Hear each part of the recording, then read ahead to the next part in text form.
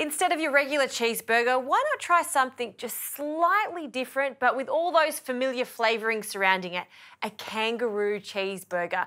Kangaroo is a great source of protein and iron. So, classic cheeseburger has to have the pickles, tomato sauce and mustard, of course some cheese and a little bit of onion. So these are all ready to go, and what I like to do is just make them thinner, just like the classic one that you get at your diner or your takeaway shop. So we're just going to grab 2 pieces of baking paper and we'll take one of these little burgers ready to go and just press down on it so it's extra thin. It really depends on how large your burger bun is. So you want your patty to be just slightly bigger than the burger bun. The reason for this is the meat will shrink as it cooks. So just press down on that so we've got that perfect circle, and it's as easy as that. So I'm just going to add a splash of oil into a pan. I like my pan to be nice and hot because I want it to be crispy and charred on the outside.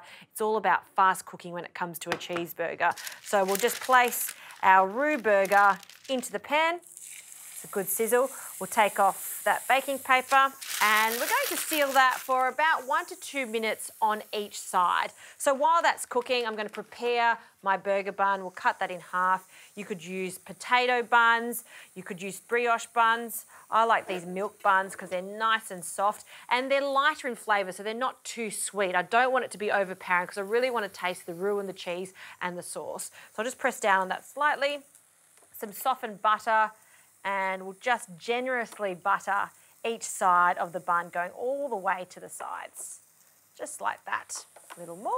And I like to have this ready to go because as soon as I flip that patty, we can get them toasted. All right, let's turn the Kangaroo burger. Oh yes, see the nice deep colour, that's what I'm after. And this is when we add a piece of cheese. Now, I haven't seasoned the kangaroo meat because it's already seasoned, so we just need to melt that cheese. I'm going to turn that down to a low heat and we're going to pop the lid on, and that's my little trick, just to allow that cheese to melt evenly. So we'll toast these buns and that's just going to take moments to toast. Meanwhile, I'll just get a pickle and I'll thinly slice the pickle. I like lots of pickles on my cheeseburger. We want to cover the base of it, so nice thin slices. That's plenty. Great. Let's take the burger buns out. Oh, yes, that's what we're after. So when you add that butter and you toast it, it almost turns into a beurre noisette, which is super delicious. Tomato sauce.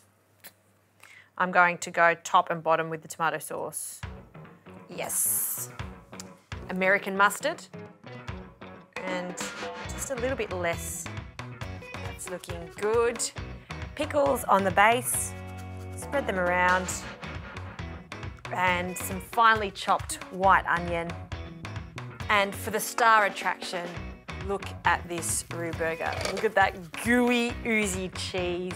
You can add 2 slices if you like. I'm going to pick that up and then straight onto that bun.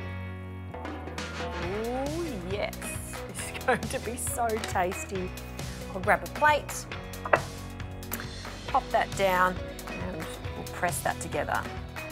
And there you go, classic cheeseburger, made even more special using a different protein like kangaroo. It is super tasty.